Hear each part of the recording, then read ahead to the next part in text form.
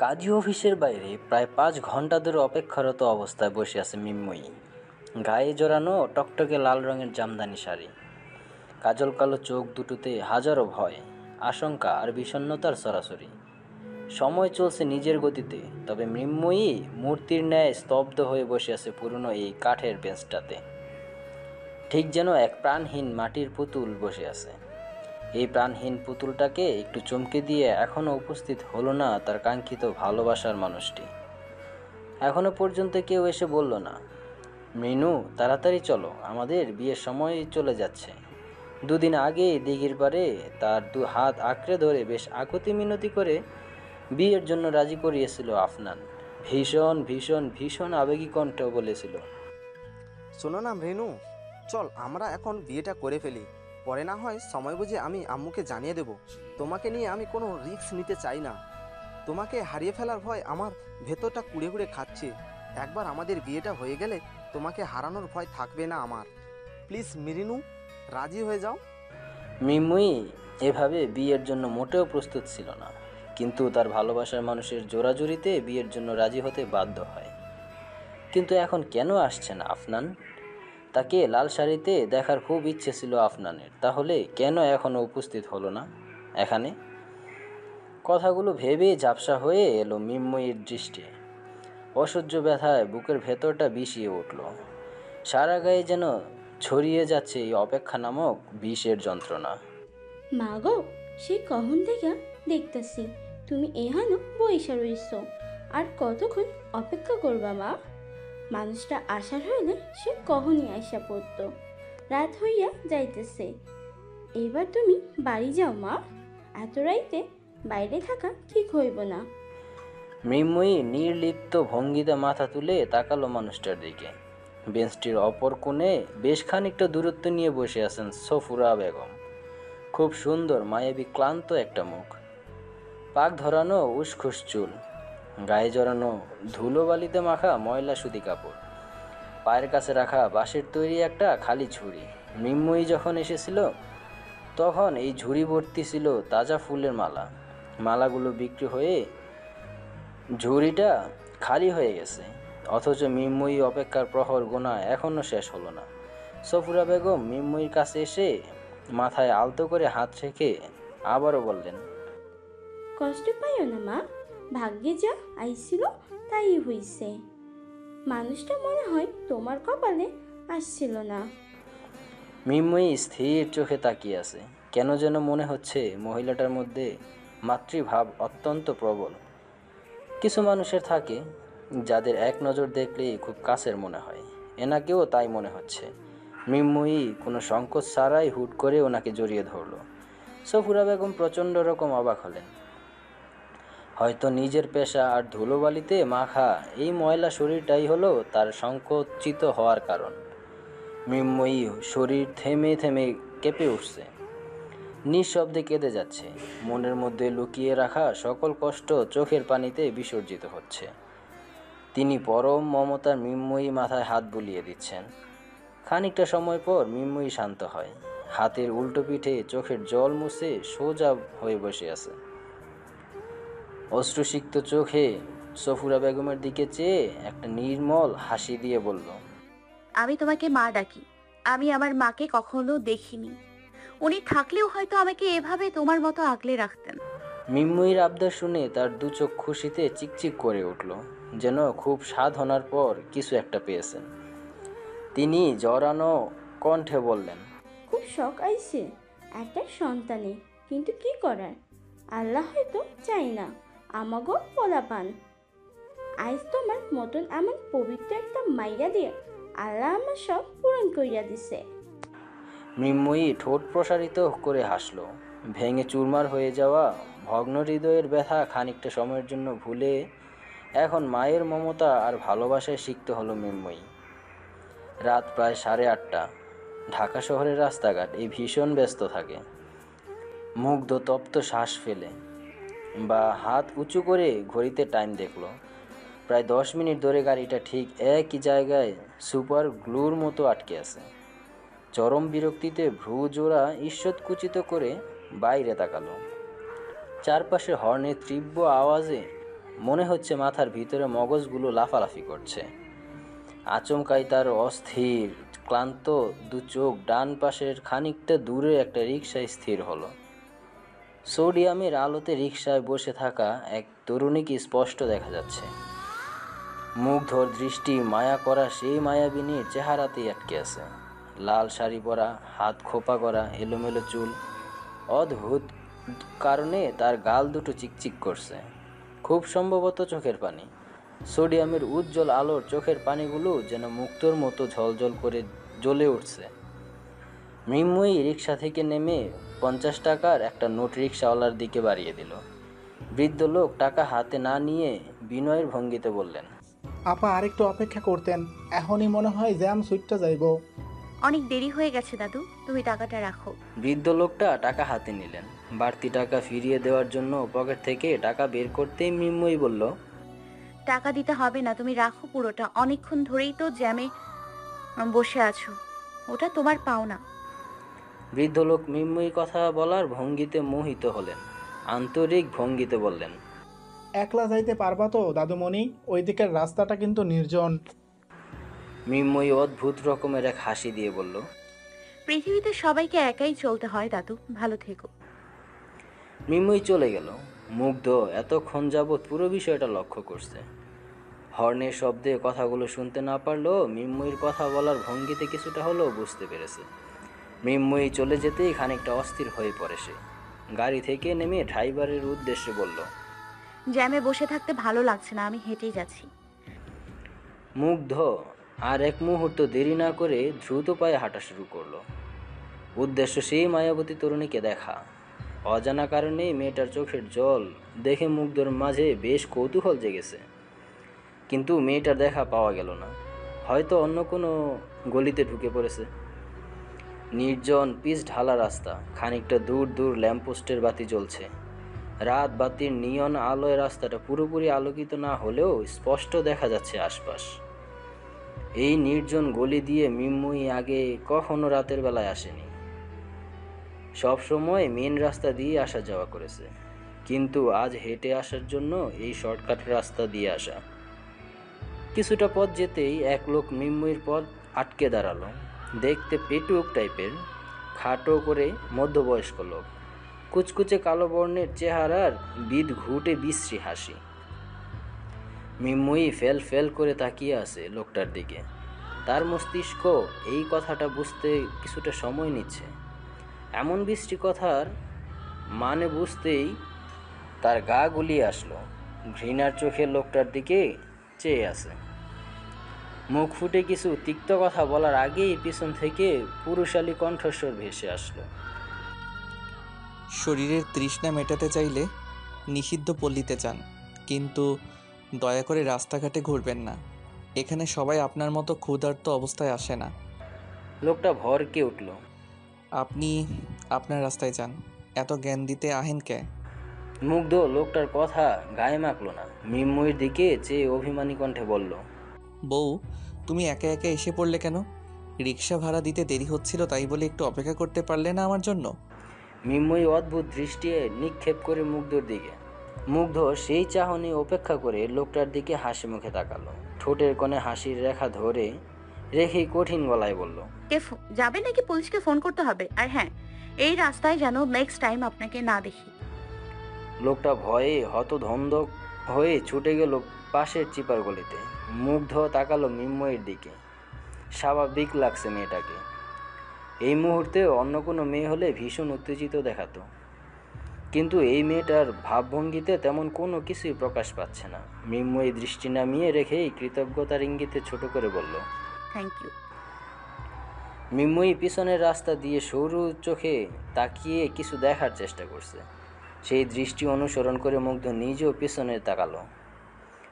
কোনো কিছুই দেখতে না পেয়ে সামনে তাকাতেই দেখলো মৃন্ময়ী হাঁটা শুরু করেছে।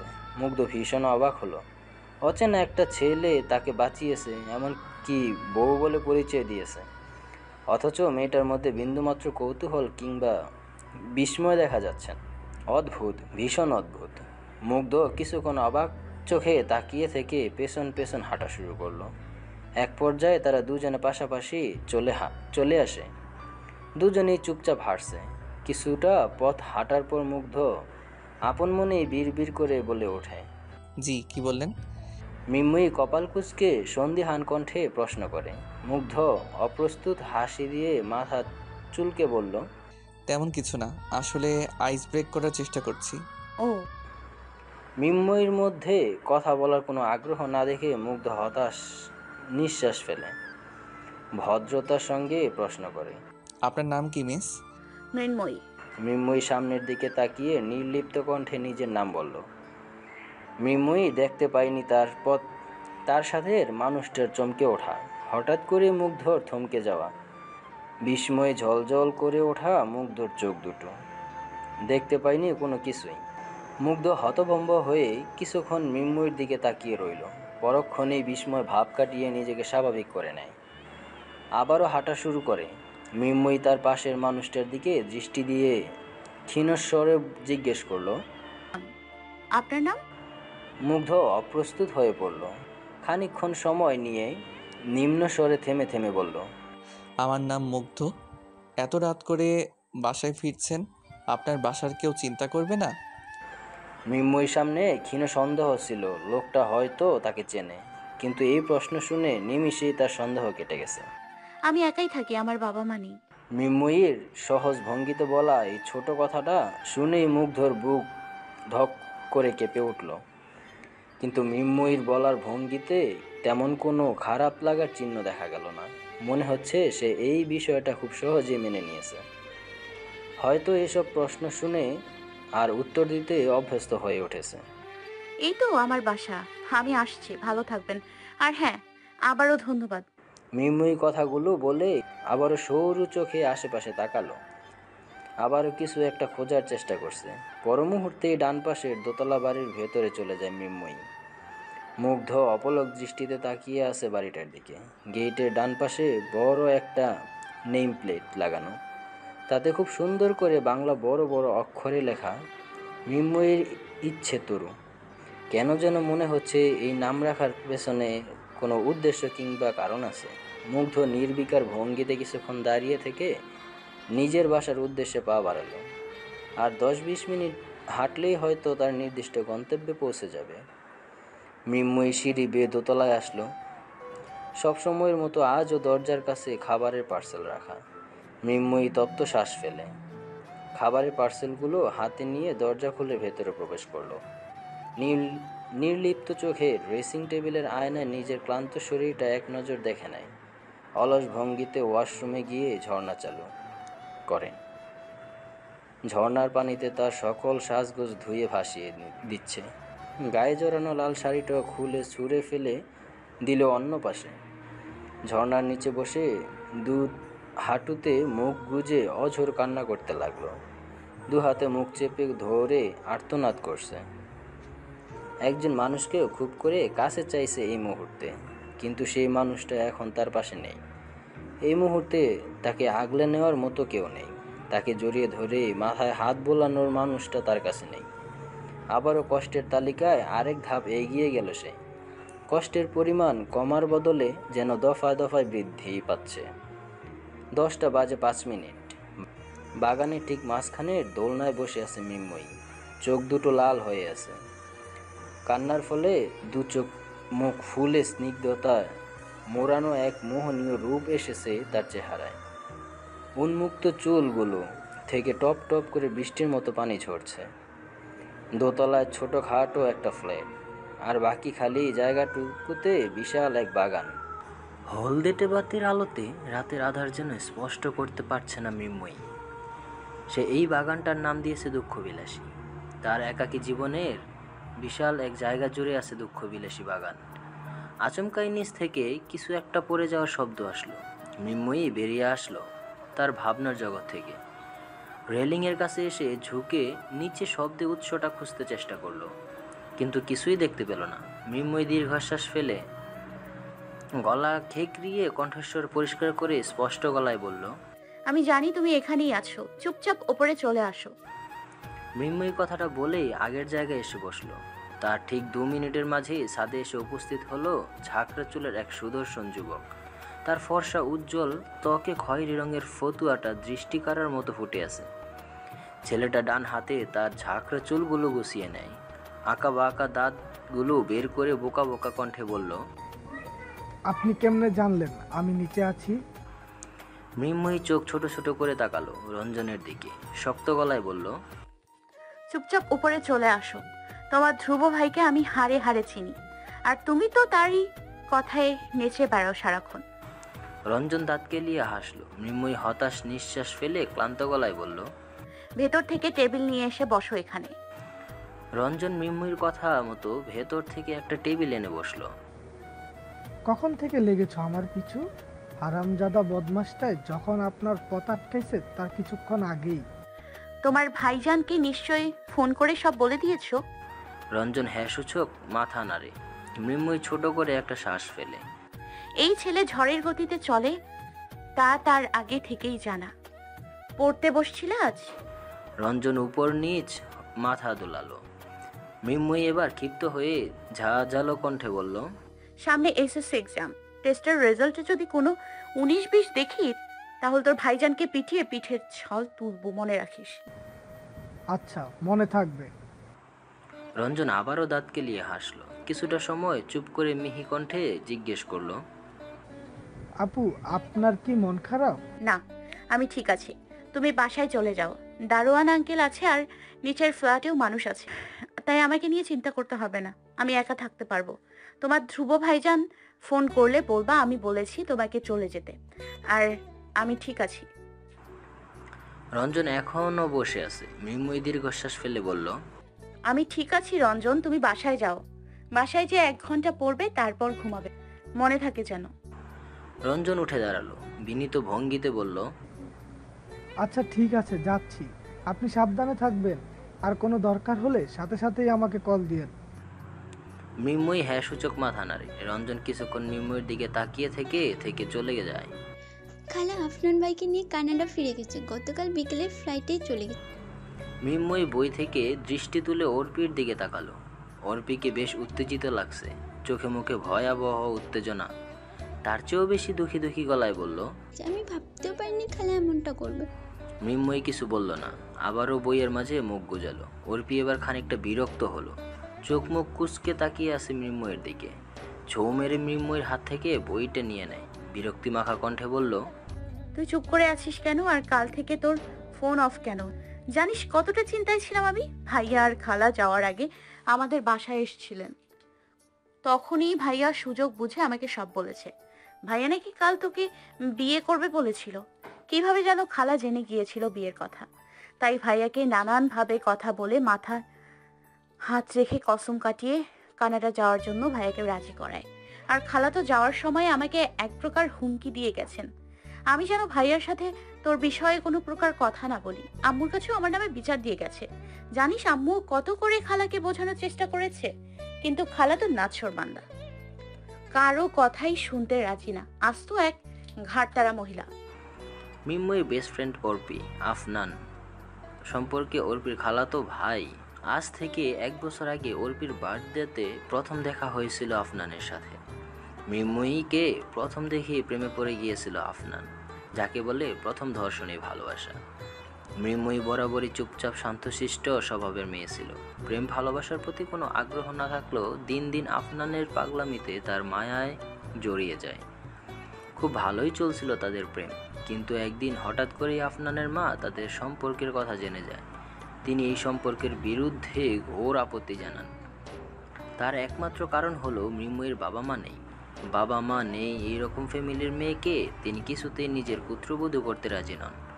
ঠিক তার কিছুদিন পরেই আফনান মৃন্ময়ীকে বিয়ের জন্য রাজি করাতে উঠে পড়ে লাগে।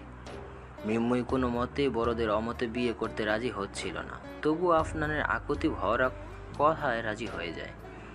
বিয়ে নিয়ে একটা বড় সড়ো ঝামেলা হবে মৃন্ময়ী এই বিষয়ে কিছুটা হলেও অবগত ছিল। অদ্ভুত তো, তুই কথা বলছিস না কেন? আসার পর থেকে চুপ করে বসে আছিস। আমি বুঝতে পারছি তোর পরিস্থিতি, কিন্তু তাই বলে কি কথা বলবি না আমার সাথে? অর্পির ঝাঁঝালো কণ্ঠে মৃন্ময়ী মলিন হাসলো, নরম গলায় বলল, এসব কথা শুনতে ভালো লাগছে না অর্পি। প্লিজ। অর্পি হতাশ নিঃশ্বাস ফেলে উদাসীন ভঙ্গিতে বলল, আচ্ছা আচ্ছা, আর বলবো না এইসব, কিন্তু দয়া করে চুপ থাকিস না, আমার সাথে অন্তত কথা বল। ওকে, কিন্তু এখন চুপ থাক, টিচার আসবে। মৃন্ময়ীর কথা মতো অর্পি চুপ করে বসে রইল। মৃন্ময়ী এমন নিস্তব্ধতা তার কাছে মোটেও ভালো লাগছে না। আহত দৃষ্টিতে মৃন্ময়ীর দিকে তাকিয়ে খানিকক্ষণ তাকিয়ে থেকে গুমরা মুখে ক্লাসের দরজার দিকে দৃষ্টি নিক্ষেপ করে। টিচার আসার অপেক্ষা করা ছাড়া এই মুহূর্তে আর কোনো কাজ নেই। আজ যেন সময় একদমই যাচ্ছে না। অর্পি তার গাড়ি নিয়ে চলে যাচ্ছে। মৃন্ময়ী একা একা অলস ভঙ্গিতে হেঁটে ভার্সিটির গেট থেকে বের হলো। কোনো কিছুতেই যেন তার মন টিকছে না, শুধু শুধুই কান্না করতে ইচ্ছে করছে। আফনানের জন্য এমনটা হচ্ছে কি না তা সে জানে না, তবে তার কষ্ট হচ্ছে, ভীষণ কষ্ট হচ্ছে। তরু, খুব কাছের, খুব চেনা একজন মানুষের কণ্ঠ। মানুষটার দেওয়া ভালোবাসার নাম তরু। মৃন্ময়ী ঝাপসা চোখে পেছন ফিরে তাকালো। হাসি মুখে দাঁড়িয়ে আছে মানুষটা, ঠোঁটের কোণে অমায়িক হাসি। মানুষটাকে দেখেই মৃন্ময়ীর চোখের কার্নিশ বেয়ে গড়িয়ে পড়ল নোনা জল। দু হাত বাড়িয়ে কাছে ডাকলো মৃন্ময়ীকে। মৃন্ময়ী ছুটে এসে জড়িয়ে ধরল ধ্রুবকে। আচমকাই এভাবে জড়িয়ে ধরায় কিঞ্চিত বেসামাল হয়ে পড়ে সে। তার গলা দিয়ে আপনা আপনি মৃদুস্বরে আহ করে আর্তনাদ বেরিয়ে আসলো। পরক্ষণেই নিজেকে সামলিয়ে নেয়, ঠোঁট প্রসারিত করে মুচকে হাসলো। মৃন্ময়ী তার বুকে মুখ গুজে দিয়ে কান্না করছে। বাচ্চাদের মতো নাক টেনে ফুপিয়ে ফুপিয়ে কাঁদছে মেয়েটা। হয়তো এই আশ্রয়টাই তার প্রয়োজন ছিল। এই মানুষটাকেই খুব করে পাশে চাচ্ছিল। এখন এই মানুষটাকে কাছে পেয়ে যেন কান্নার বাঁধ ভেঙেছে। নির্দ্বিধায় নির্ভয়ে নিজের সকল কষ্টগুলোকে মানুষটার কাছে প্রকাশ করছে। ধ্রুব আলতো করে মৃন্ময়ীর মাথায় হাত বুলিয়ে দিচ্ছে। সে জানে এই মেয়ের কান্না এত সহজে কিছুতেই থামবে না। তার বুক চিরে দীর্ঘশ্বাস বেরিয়ে আসলো। আশেপাশের কয়েক জোড়া কৌতূহলী চোখ তাদের দিকে স্থির। ভার্সিটির দারোয়ান ধ্রুব আর মৃন্ময়ীকে দেখে তার পান খাওয়া লালচে দাঁত বের করে তাদের হাসি উপহার দেয়। ধ্রুব দারোয়ানের উদ্দেশ্যে ডান হাত উঁচু করে নাড়ালো। মৃন্ময়ী এখনও কান্না করেই যাচ্ছে। এবার তার একটু খারাপ লাগছে। তার জন্যই মেয়েটা এতদিন কষ্ট পেয়েছে, একা একা থেকেছে কয়েকটা মাস। ধ্রুব পরিস্থিতি সামাল দেওয়ার জন্য রসিকতা করে বলল, উফ তরু, তুই এমন সিসকাদুনি হলি কবে থেকে বলতো? কার মতো হয়েছিস তুই? আমার মতো তো একদমই না। কই এতদিন পর আসলাম, একটু ভালো করে আমাকে স্বাগতম জানাবি তা না, উল্টো আমার এত সুন্দর শার্টটা তোর নিজস্ব সমুদ্রের পানিতে ভাসিয়ে দিচ্ছিস। এটা কেমন কথা? দেখি দেখি সোজা হয়ে দাঁড়াতো। ধ্রুব এক প্রকার জোর করে মৃন্ময়ীকে নিজের থেকে সারিয়ে নেয়। চোখের জল মৃন্ময়ীর চোখের মুখের 12টা বেজে গেছে। সারা মুখে চুল লেপটে আছে। ধ্রুব তার দু হাতের মাঝে মৃন্ময়ীর মুখ চেপে ধরে। গাল দুটো চটকাতে চটকাতে ভীষণ হতাশা নিয়ে বলল, হাই, এটা আবার কোন পেতনি? আমি তো একটা মাটির তৈরি রাজকুমারীকে রেখে গিয়েছিলাম, এখন তো দেখি সে পেতনির রূপ নিয়েছে। সি সি, এ কেমন বাজে লাগছে তোকে? আমার তো তোকে দেখেই ভয় লাগছে। মৃন্ময়ী এক ঝাটকায় ধ্রুবর হাত সরিয়ে দেয়। হাতের তালুতে চোখের পানি মুছে কঠিন গলায় বলল, ভাই। ধ্রুব শব্দ করে হেসে উঠল। মৃন্ময়ী কান্না করতে করতেও রাগে ফুঁসতে লাগলো। ভীষণ রাগ আর অভিমান নিয়ে গজগজ করে হাঁটা শুরু করে। ধ্রুব হাসি থামিয়ে ভার্সিটির দারোয়ানের উদ্দেশ্যে উচ্চস্বরে বলল, চাচা, থ্যাংক ইউ। এই কয়েক মাস তোরকে দেখে রাখার জন্য অনেক অনেক ধন্যবাদ। আজ আসি, পাগলিটা রাগ করে আছে খুব। দারোয়ান চাচা হাসতে হাসতে বললেন, আচ্ছা আচ্ছা বাজান, এবার যাও। ধ্রুব পিছনে ফিরে ছুটে চলল মৃন্ময়ীর কাছে। দৌড়াতে দৌড়াতে আসলো মৃন্ময়ীর কাছে। সে তাকালো আর অভিমানী তরুর দিকে। মৃন্ময়ী থেমে হিচকি তুলছে আর বড় বড় করে শ্বাস নিচ্ছে। চোখের পাপড়িগুলো একটা আরেকটার সাথে লেগে আছে। খুব মোহনীয় লাগছে, বৃষ্টি ভেজা সতেজ ফুলের মতো স্নিগ্ধ। তরু, একটু আস্তে আস্তে হাঁট না প্লিজ, এত রেগে আছিস কেন? অদ্ভুত। ধ্রুব তার কথার প্রত্যুত্তরে মৃন্ময়ীর কাছ থেকে কোনো জবাব পেল না। সে জানে মৃন্ময়ী এখন কোথায় যাবে। প্রায় 10 মিনিট চুপচাপ হাঁটার পর মৃন্ময়ী তার গন্তব্যে এসে পৌঁছায়। চিরচেনা কিছু মধুর স্মৃতি জড়ানো ছোট্ট একটা পার্ক। আশেপাশে কিছু পথ শিশু খেলা করছে। মৃন্ময়ী ছাউনির নিচে এসে বসলো। তার পাশেই বসেছে ধ্রুব। কিছুক্ষণ পথ শিশুদের দিকে তাকিয়ে থেকে মৃন্ময়ী নিম্নস্বরে ডাকলো ধ্রুবকে। ভাই। ধ্রুব তার শীতল দৃষ্টি মৃন্ময়ীর দিকে স্থির করে। মৃন্ময়ী ছোট করে একটা শ্বাস ফেলে বিষণ্ণ গলায় বলল, সবার বাবা মা আছে, তাহলে আমাদের নেই কেন? আমি কেন মাকে দেখার সুযোগ পেলাম না? ধ্রুব দীর্ঘশ্বাস ফেলে মৃন্ময়ীর মাথায় হাত রেখে আদুরে গলায় বলল, কারণ তুই খুব স্পেশাল। তুমি তো মাকে দেখেছো, তোমাকে খুব ভালোবাসতো মা, তাই না ভাই? খুব বেশি আদর করতো, কিন্তু আমি তো একদিনের জন্যও সেই ভালোবাসার ভাগ পেলাম না। মায়ের কথা মনে পড়তেই শূন্যতায় হাহাকার করে উঠল ধ্রুবর বুক। মায়ের সাথে কাটানো অল্প কিছু মধুর স্মৃতিগুলোই ভেসে উঠল তার চোখের সামনে। এই স্মৃতিগুলো ভেবেই যেন তার মরুভূমির মতো উত্তপ্ত হৃদয়ে শীতল হাওয়া বয়ে যায়। কিন্তু মৃন্ময়ী, তার কাছে তো মাকে নিয়ে খুব ক্ষুদ্র থেকে ক্ষুদ্রতর স্মৃতিটুকুও নেই। মায়ের ভালোবাসা পাওয়ার আনন্দটাই তার কাছে নেই। তাহলে সে কিভাবে নিজেকে সান্ত্বনা দেবে? ধ্রুব তার বুকে চিনচিনে ব্যথা অনুভব করলো। তপ্ত শ্বাস ফেলে বলল, তুই মার ভালোবাসা পাসনি তো কি হয়েছে? আমি তো সবসময় ছিলাম তোর পাশে। আচ্ছা ভাই, তোমার রাগ হয় না আমার ওপর? ঘৃণা হয় না? ধ্রুব বিস্ময় নিয়ে প্রশ্ন করে, এমন কথা বলছিস কেন? ওই যে আমার জন্মের জন্য তুমি আম্মুকে হারিয়েছো, আর আমার ভুলের জন্যই আব্বুকে হারাতে হয়েছে। আমি যদি জন্মদিনের সময় আব্বুকে তাড়াতাড়ি বাসায় আসতে না বলতাম, তাহলে হয়তো আব্বুর কার অ্যাক্সিডেন্ট হতো না। তোমার কি মনে হয় না আমার জন্মটাই তোমার জন্য কাল হয়ে দাঁড়িয়েছে? আমার জন্মদিনেই তুমি সবাইকে হারিয়ে ফেলেছো। ধ্রুব চুপচাপ মৃন্ময়ীর সব কথা শুনল, তবে ধৈর্য হারালো না।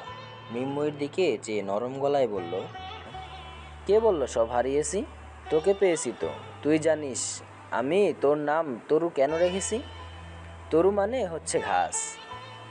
গাছ আমাদের অক্সিজেন দেয় বলেই আমরা বেঁচে আছি। মানুষের বেঁচে থাকার জন্য গাছ যেমন ইম্পর্ট্যান্ট, তেমনি আমার কাছে তুই আমার জীবনের চেয়েও বেশি ইম্পর্ট্যান্ট। আর বাকি রইল আব্বু আম্মুর মৃত্যুর কথা। তাহলে জেনে রাখ, যার যার মৃত্যু যেভাবে লেখা আছে সেভাবেই হবে। এটাই নিয়তি, এতে আমার কিংবা তোর কারোই কোনো হাত নেই। মৃন্ময়ী চুপ করে বসে রইল, নির্বিকার ভঙ্গিতে তাকিয়ে আছে পার্কের বাচ্চাগুলোর দিকে। ছোটবেলায় তার বাবার হাত ধরে এসেছিল এই পার্কে, কত মজা করেছে একসাথে। তার বাবা আর ভাই কখনোই তাকে মায়ের অভাব বুঝতে দেয়নি। কিন্তু নিয়তি বুঝি তার বেলায় খুব নিষ্ঠুর হয়ে গেল। তার 14তম জন্মদিনেই চিরকালের মতো হারিয়ে ফেলল তার বাবাকে। তার বাবার মৃত্যুতে কোনো না কোনোভাবে সে নিজেকেই দায়ী মনে করে। এই তো সেদিন সন্ধ্যায় তার বাবাকে ফোন করে খুব অভিমানী কণ্ঠে বলছে, বাবা, রাত হয়ে যাচ্ছে, তুমি আজ আমাকে নিয়ে ঘুরতে গেলে না? আমি আর ভাই কেক নিয়ে বসে আছি, এখনো যদি না আসো তাহলে আর কথাই বলবো না তোমার সাথে। ফোনের অপর প্রান্ত থেকে তার বাবা খুব মিষ্টি গলায় বলল, এই তো মা, এসে পড়বো, আর কিছুক্ষণ অপেক্ষা কর। অফিসে অনেক চাপ যাচ্ছে তো, আমার কি দোষ বল? আচ্ছা, আর একটু অপেক্ষা করছি, তাড়াতাড়ি এসো কিন্তু। ফোন কেটে গেল। দুই ভাই বোন বসে অপেক্ষা করতে লাগলো তার বাবার। রাত প্রায় 12টা। ধ্রুব খবর পেয়েছিল তার বাবার গাড়ি অ্যাক্সিডেন্টের কথা, আর সাথে তার বাবার মৃত্যুর কথা। মৃন্ময়ী তখন গভীর ঘুমে আচ্ছন্ন ছিল। ধ্রুব ভেঙে পড়েছিল কান্নায়, কিন্তু তার বোনকে ঘুম থেকে তোলেনি। সকাল হলো, মৃন্ময়ীর ঘুমও ভাঙল। ঘুম ভাঙার সাথে সাথেই বাবার প্রতি প্রচণ্ড অভিমানে অন্ধকার হয়ে আসলো তার মুখ। রুম থেকে বের হতে শোকের ছায়ায় পাথর হলো সে। 21 বছর বয়সী ধ্রুব তখন চারিদিকে সামলাতে সামলাতে দিশেহারা। তার ছোট বোনটার নিস্তব্ধতা আর বাবার অনাকাঙ্ক্ষিত মৃত্যুর সব কিছুর ধাক্কা সামলে নিতে নিতে যেন নিজের কষ্টটাই প্রকাশ করতে ভুলে গেল সে। নিজের পড়াশোনা, বাবার ব্যবসা, এই বাড়ি আর ছোট একটা মাটির তৈরি রাজকুমারীর সব কিছুর দায়িত্ব তখন এসে পড়ল তার নাজুক কাঁধে। প্রথম সব কিছুতেই হাঁপিয়ে উঠলেও আস্তে আস্তে সব ঠিক হয়ে যায়। আর তাদের দেখাশোনা করতে দিনরাত এক করে দিয়েছেন তার বাবার ম্যানেজার রশিদ মিয়া। মানে রঞ্জনের বাবা। তিনি ব্যবসায়ীর সকল কিছু দেখাশোনা করেন, আর ধ্রুব ব্যস্ত হয়ে পড়ে তার বোনের দায়িত্ব পালনে আর বাবার স্বপ্ন পূরণে। ছেলেকে একজন ভালো ডাক্তার হিসেবে দেখতে চেয়েছিলেন ধ্রুবর বাবা। ধ্রুব সেই ইচ্ছে পূরণ করছে। জরুরি কাজে 3 মাসের জন্য গিয়েছিল অন্য শহরে। এই প্রথম বুঝি মৃন্ময়ীকে রেখে কোথাও গিয়েছিল। চাইলে মৃন্ময়ীকে সঙ্গে নিয়ে যেতে পারত, কিন্তু সে চেয়েছিল মৃন্ময়ী এক হাত চলতে শিখুক, নিজেকে সামলিয়ে নিতে শিখুক। কিন্তু কে জানতো তার এই অভিমানী পাগলিটা তার সাথে একেবারেই সব যোগাযোগ বিচ্ছিন্ন করে দেবে। সব জায়গা থেকে ব্লক করে নিজের নাম্বারটাই চেঞ্জ করে দিবে। মেয়েটা যে এত অভিমানী হয়েছে তা সে বুঝতেই পারেনি। দেখতো আমার এত প্রিয় একটা শার্ট ভিজিয়ে কি অবস্থা করেছি। ধ্রুবর কথায় মৃন্ময়ী আর চোখে তাকায়। হালকা গোলাপি রঙের শার্ট ধ্রুবর গায়ে জড়ানো। শার্টের রঙের কারণে যেন ধ্রুবকে অল্প বয়সী ছেলে মনে হচ্ছে। এই কালার ধ্রুবর মোটেও পছন্দ না। তার ভাষ্য মতে এটা বাচ্চা মেয়েদের কালার। ধ্রুবর জন্মদিনে মৃন্ময়ী নিজের এই শার্টটা গিফট করেছিল। তারপর থেকেই এটা ধ্রুবর প্রিয় শার্ট। ধ্রুব করে আছিস কেন? আচ্ছা এবার বলতো, তুই আমাকে সব জায়গায় ব্লক করে রেখেছিস কেন?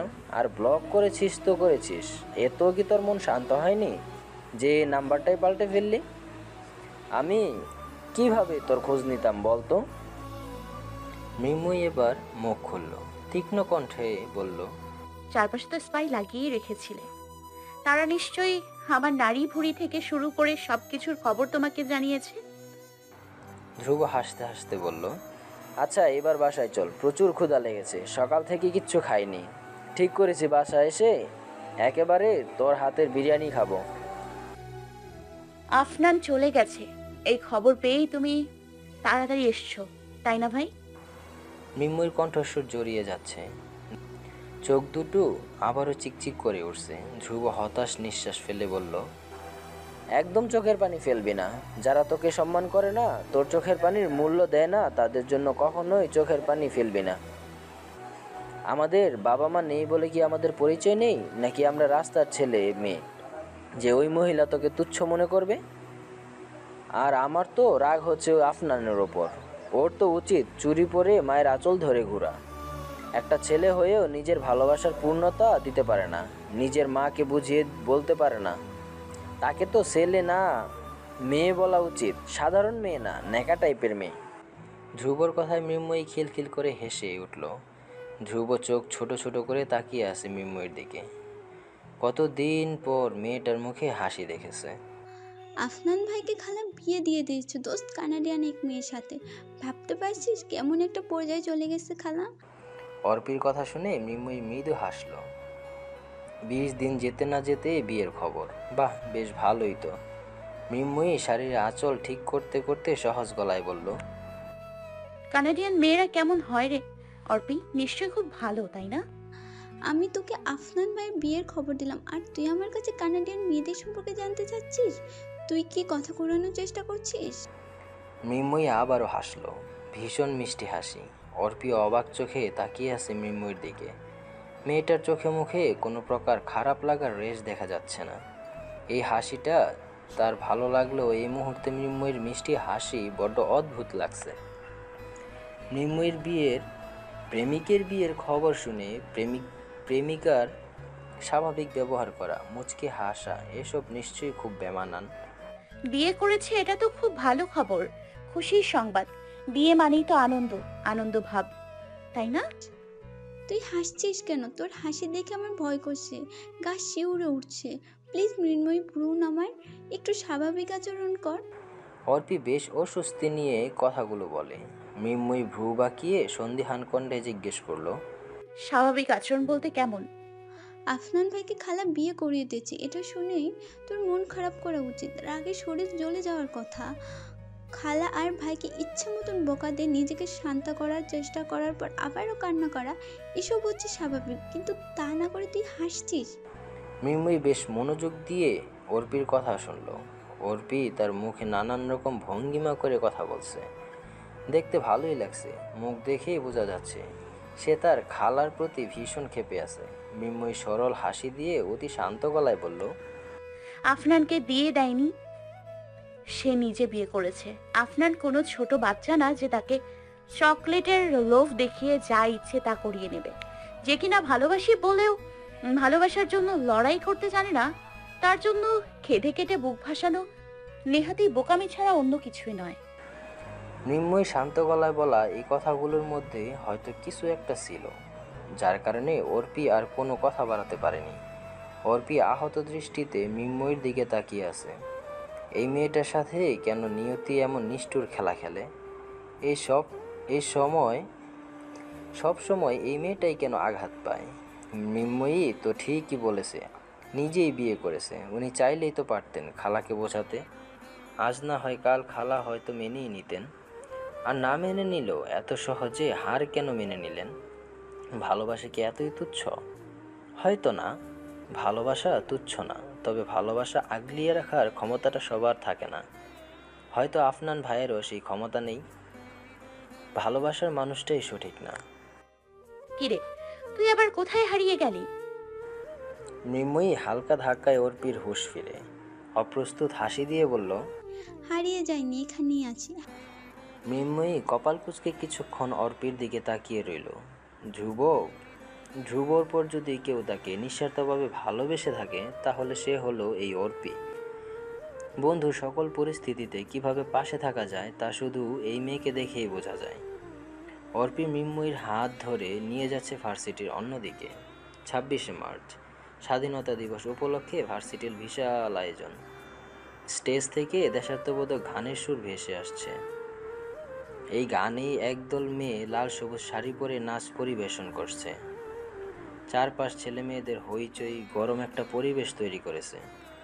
ছেলেরা গায়ে রং বেরঙের পাঞ্জাবি জড়িয়ে হই হল্লোড় করছে, আর মেয়েরা লাল সবুজ আর সাদা আরও বিভিন্ন রঙের শাড়ি পরে এদিক ওদিক হাঁটাহাঁটি করছে। কেউ কেউ দাঁড়িয়ে থেকে আড্ডা দিচ্ছে বন্ধুদের সাথে, কেউ বা আবার সেলফি তুলছে। কিছু কিছু মেয়ে অস্বস্তি নিয়ে এক পা দু পা করে হাঁটছে আর শাড়ির কুচি ধরে বারবার নিচে তাকাচ্ছে। দেখেই বোঝা যাচ্ছে শাড়ি পরার অভ্যেস নেই তাদের। মৃন্ময়ী নিখুঁত চোখে সব কিছু এক পলকেই দেখে নেয়। মাঠের ওই দিকটায় অনেক ভিড়ের মধ্যে অর্পির হাত ধরে তাল মিলিয়ে হাঁটা খুবই অস্বস্তির। তবুও তারা একে অপরের হাত ছাড়ছে না, হাত ধরেই ভিড়ের মাঝে হেঁটে যাচ্ছে। কিছু কিছু জিনিস অস্বস্তির হলেও তা ভরসার হয়, ভালো লাগার কারণ হয়। দুপুরের শেষ, আকাশ ঘন কালো মেঘে ঢেকে আছে। মেঘের আড়ালে লুকিয়ে আছে শান্ত শীতল সূর্য। চারপাশের আধার নেমে এসেছে। মেঘাচ্ছন্ন আকাশ একটু পর পর গম্ভীরভাবে গর্জন করে উঠছে। গাছপালাকে এলোমেলো করে দিয়ে দমকা হাওয়া বইছে। খুব সম্ভবত বছরের প্রথম বৃষ্টি শুরু হবে কিছুক্ষণের মধ্যেই। মৃন্ময়ী ফুটপাত ধরে হাঁটছে। আচমকাই ঝিরিঝিরি বৃষ্টির ফোঁটা পড়তে লাগলো। আকাশের দিকে তাকালো, তারপর আবার ঘাড় ঘুরিয়ে আশেপাশে দৃষ্টি দেয়। মানুষ ছুটোছুটি করে আশ্রয় খুঁজছে। বৃষ্টি থেকে রক্ষা পাওয়ার জন্য ব্যস্ত হয়ে পড়েছে প্রতিটি মানুষ। শুধু সে নিজেই স্থির হয়ে দাঁড়িয়ে আছে, একদমই ব্যস্ত হচ্ছে না। ভালো লাগছে বছরের প্রথম বৃষ্টির ফোঁটায় নিজেকে বিলীন করতে। মৃন্ময়ী এক হাতে শাড়ির কুচি ধরে হাঁটা শুরু করলো। কিছুটা পথ যেতেই কেউ একজন তার পাশাপাশি তাল মিলিয়ে হাঁটা শুরু করেছে। মৃন্ময়ী অবাক চোখে তাকায় পাশের মানুষটার দিকে। মৃন্ময়ীর দৃষ্টি আকর্ষণ করতে পেরে এই মানুষটা মুচকি হেসে থেমে থেমে বলল, কেমন আছেন মিস মৃন্ময়ী? মৃন্ময়ী চাহনি তীক্ষ্ণ হলো, সরু চোখে পর্যবেক্ষণ করছে মানুষটাকে। কিছুটা চেনা চেনা লাগছে। বৃষ্টির ঝাঁটে ভিজে আসা সাদা রঙের শার্ট গায়ে লেপ্টে যাচ্ছে। মুখের ওপর বিন্দু বিন্দু পানির কণা জমে আছে। ডান গালের এক সাইডের বড় কালো তিলটা আরও গাঢ়তর হলো। খুব সম্ভবত এটা জন্মচিহ্ন। বিদ্যুৎ ঝলকের মতোই মানুষটার সাথে দেখা হওয়া প্রথম রাতের কথা মনে পড়ল। এই জন্মচিহ্নটা মৃন্ময়ীর মাথায় খুব পাকাপোক্তভাবেই বসে গেছে। মুগ্ধ আবারও সন্দেহের গলায় বলল, আমাকে চিনতে পারছেন না তাই তো? মৃন্ময়ী মুগ্ধর দিক থেকে চোখ সরিয়ে নেয়, ক্ষীণ স্বরে বলল, চিনেছি তো, রাস্তায় কুড়িয়ে পাওয়া জামাই আপনি। মৃন্ময়ীর কথায় মুগ্ধ লাজুক ভঙ্গিতে হাসল, মিহিকণ্ঠে বলল, এই কথাটাই মনে রাখতে হলো আপনার? সবটাই মনে আছে। আপনাকে আবারও ধন্যবাদ সেদিনের জন্য। বারবার ধন্যবাদ বলতে হবে না। তা মিস মৃন্ময়ী, বৃষ্টিতে ভিজে কোথায় যাচ্ছেন? মৃন্ময়ী সহজ ভঙ্গিতে বলল। বাসায় যাচ্ছি। আপনি কেন বৃষ্টিতে ভিজেছেন? মুগ্ধ হালকা হেসে কণ্ঠে এক রাশ মুগ্ধতা নিয়ে বলল, বৃষ্টি হচ্ছে, ঠান্ডা হাওয়াও বইছে, বেশ রোমান্টিক একটা ওয়েদার। এই সময় বৃষ্টিতে না ভিজে থাকা আমার পক্ষে সম্ভব না। মৃন্ময়ী ফেল ফেল করে তাকিয়ে আছে মুগ্ধর দিকে। মুগ্ধর মুখে স্কুল পড়ুয়া ছেলেদের মতো কথা শুনে খানিকটা বিভ্রান্ত হলো। মুগ্ধ উৎকণ্ঠিত হয়ে বলল, আপনি এখানে একটু দাঁড়ান, আমি আসছি। কথাটা বলেই মুগ্ধ ডান পাশের কদম গাছের দিকে এগিয়ে গেল। সব থেকে নিচের ডাল থেকে কয়েকটা কদম ছিঁড়ে নিজের হাতের মুঠোয় নিয়ে নেয়। মুখে বিশ্বজয়ী হাসি ঝুলিয়ে ফিরে আসে মৃন্ময়ীর কাছে। হাত বাড়িয়ে সবগুলো ফুল মৃন্ময়ীর দিকে এগিয়ে দিয়ে বলল, ঝিরিঝিরি বৃষ্টি হচ্ছে, সাদা শাড়ি পরা এক বৃষ্টিকন্যা বৃষ্টিতে ভিজছে, অথচ তার হাত খালি, এটা ঠিক মানাচ্ছে না। বৃষ্টি ভেজা রমণীর হাতে একগুচ্ছ বৃষ্টি ভেজা কদম থাকবে, এটাই মানানসই। নিন, এইগুলো ধরুন, নিজের হাতে নিয়ে হাঁটুন। মৃন্ময়ী ফুলগুলোর দিকে তাকিয়ে আছে। মুগ্ধর কর্মকাণ্ডে সে বারবার বিস্মিত না হয়ে পারছে না। বিস্ময় ভাবটা নিজের মাঝে চেপে রেখে ভ্রুক্ষেপহীন ভাবে বলল, যদি না নেই তাহলে কি রাগ করবেন? মুগ্ধ বেশ ভাব নিয়ে বলল, হুম, শাড়ি পরা মেয়েদের উপর রাগ করতে হয় না, আর রাগ করলেও রাগটা বেশিক্ষণ ধরে রাখা যায় না। মুগ্ধর কথায় মৃন্ময়ী ঠোঁট চেপে হাসল। হাসি মুখে ফুলগুলো নিজের হাতে নিয়ে নেয়। ফুলগুলো দেখতে দেখতে বলল, আপনার কথাবার্তা সাহিত্যিক মানুষের মতো। যেমন তেমন সাহিত্যিক না, ভয়ঙ্কর রোমান্টিক ধাঁচের। আপনি নিশ্চয় খুব গভীর প্রেমে হাবুডুবু খাচ্ছেন, তাই না? তাই রোমান্টিকতা মুখ দিয়ে খইয়ের মতো ফুটছে। মুগ্ধ হো হো করে হেসে উঠল। শক্তপোক্ত বিশালাকার শরীরটা কাঁপিয়ে তুলে হাসছে। হালকা ভেজা চুলগুলো ডান হাতে পেছনে ঢেলে দিয়ে মুখ মুছল। কণ্ঠে অত্যন্ত আত্মবিশ্বাস নিয়ে বলল, আমি প্রেমে নয়, বিয়েতে বিশ্বাসী। প্রেমে হাবুডুবু খাওয়ার মতো বোকামি আমি করব না। ভালোবাসলে ডিরেক্ট 3 বার কবুল বলে নিজের করে ফেলবো। মৃন্ময়ী হতভম্ব। মানুষটাকে তার কাছে বড্ড বেশি অদ্ভুত লাগছে। লোকটা ধ্রুবর বয়সী হবে হয়তো, 27-28-এর কাছাকাছি। এই বয়সে এসব উদ্ভট কথা মানায়? এসব কথা তো অল্প বয়সী ছেলে মেয়েদের মুখে মানায়, যাদেরকে নিয়ন্ত্রণ করে আবেগ। আবেগের বশেই এসব কথাবার্তা বলা অল্প বয়সী ছেলে মেয়েদেরই অভ্যেস। বৃষ্টির বেগ বাড়তে লাগলো। তখনই পেছন থেকে একটা রিকশা এসে তাদের সামনে থামলো। রিকশার ভেতরে বসে থাকা রঞ্জন উত্তেজিত হয়ে বলল, আবু তাড়াতাড়ি রিক্সা উঠে আসুন, বেশি ভিজলে আপনার জ্বর আসবে। মৃন্ময়ী হতাশ নিঃশ্বাস ফেলে রিকশায় উঠে রঞ্জনের পাশে বসলো। বিরক্তি প্রকাশ করে বলল, তোর ধ্রুব ভাইজান এখনো আমার পেছনে তোকে লাগিয়ে রেখেছে? রঞ্জন বরাবরের মতোই দাঁত কেলিয়ে হাসল। মৃন্ময়ী রাগী দৃষ্টিতে কিছুক্ষণ রঞ্জনের দিকে তাকিয়ে থেকে মুগ্ধর দিকে তাকায়। যথাসাধ্য বিনীত ভঙ্গিতে বলল, আজ আসছি, ভালো থাকবেন। মুগ্ধ চোখের ইশারায় সম্মতি জানাতে তারা চলে গেল। মুগ্ধ স্থির চোখে রিকশার দিকে তাকিয়ে আছে। কয়েক সেকেন্ডের মাঝে রিকশা তার দৃষ্টির বাইরে চলে গেল। মুগ্ধ আবারও হাসল, অদ্ভুত হাসি। ধ্রুব হসপিটাল থেকে বাসায় এসে সোজা মৃন্ময়ীর রুমে চলে আসে। বিছানার ঠিক মাঝখানে গুটিসুটি হয়ে ঘুমাচ্ছে মৃন্ময়ী। দুদিনের জ্বরে যেন একদম দুর্বল হয়ে গেছে মেয়েটা। চোখের নিচে কালি পড়েছে, মুখ শুকিয়ে বিবর্ণ হয়ে গেছে, ঠোঁটগুলোকে যেন প্রাণহীন লাগছে। ধ্রুব চিন্তিত মুখে মৃন্ময়ীর পাশে বসল। ডিউটির জন্য ঠিক মতো মেয়েটার খেয়ালও রাখতে পারছে না। দীর্ঘশ্বাস ফেলে মৃন্ময়ীর কপালে হাত রেখে তাপমাত্রা বোঝার চেষ্টা করছে। এখন আর জ্বর নেই। মৃন্ময়ী তার কপালে ঠান্ডা হাতের স্পর্শ পেয়ে পিট পিট করে চোখ মেললে তাকায়। হালকা ভেজা শরীরে ধ্রুবকে দেখে বিস্ময়ে নিয়ে প্রশ্ন করে, বাইরে বৃষ্টি হচ্ছে? ধ্রুব গম্ভীর গলায় বলল, কেন আবার বৃষ্টিতে ভিজতে ইচ্ছে করছে? আমি কি তা বলেছি নাকি? শুধু শুধু রেগে যাচ্ছ কেন? মৃন্ময়ী মলিন কণ্ঠে কথাগুলো বলেই উঠে বসল। ধ্রুব নরম গলায় বলল, এখন কেমন লাগছে? একদম ফিটফাট সুস্থ। আমাকে নিয়ে এত চিন্তা করার কিছু নেই। ধ্রুব চুপ করে রইল। কিছুটা সময় পর বেশ সিরিয়াস হয়ে বলল, তরু, তোর সাথে আমার কিছু জরুরি কথা আছে, এখন বলবো? মৃন্ময়ী বিস্ময় নিয়ে তাকায় তার ভাইয়ের দিকে। কি কেমন কথা বলবে যে আগে পারমিশন নিয়ে নিচ্ছে? আগে তো কখনো এমন করে কথা বলেনি তার ভাই।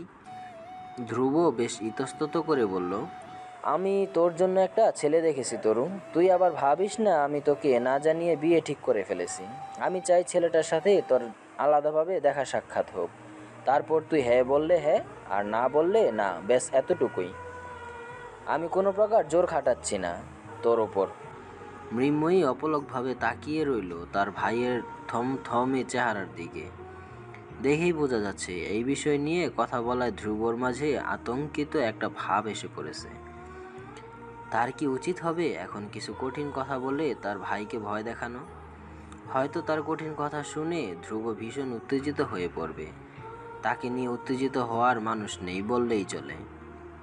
তাই ধ্রুবকে উত্তেজিত হতে দেখলে তার বেশ ভালো লাগে। মৃন্ময়ী সেরকম কিছুই করলো না, স্বাভাবিক ভঙ্গিতে বলল, এই সামান্য একটা কথা বলতেই তোমার মুখ ভয়ে ফ্যাকাশে হয়ে গেল? ধ্রুব অবাক চোখে তাকায়। মৃন্ময়ী কথাটা বলেই খিলখিল করে হেসে ওঠে। মনে হচ্ছে তার এমন বিধ্বস্ত অবস্থা দেখে বেশ মজা পেয়েছে মেয়েটা।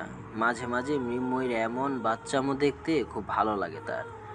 অল্পতে প্রাণ খোলা হাসি কজনই বা হাসতে পারে। আচ্ছা এখন যাও, ফ্রেশ হয়ে নাও।